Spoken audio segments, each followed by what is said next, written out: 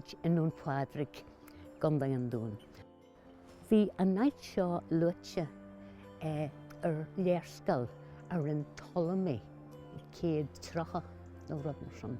De tharbh siomh na háite, ba léir gur éitimiid na táhaachta bhí mar thugail arga maithana an trá agus da mé náhad a teach na néamhte teacht bheith se le feiceáil agat.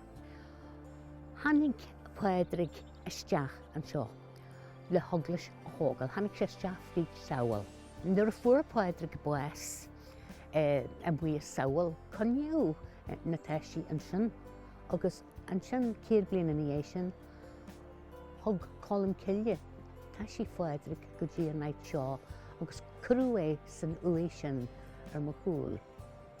Blianta in ní sin nuair a tháinig John de Courcy sin duna mód a chuid na norma na réim, tharbh a naid seo bheith chu táhaachta seo, bhí ar theacht an seo.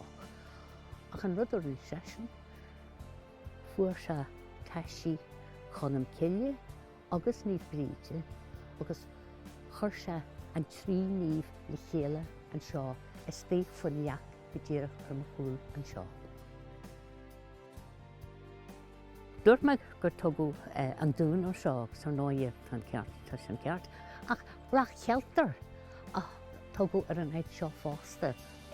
Cealtar duna samúla bhíonn sin ba cara mór le cúcholann é cealtar, agus tá éitina ar an bhaile seo go fáil a tá aimnithe ina dhé. Tugtar dheachachal ar an cheantar seo, agus le céal sin an béarla atá ar leachachal, agus an cachal sin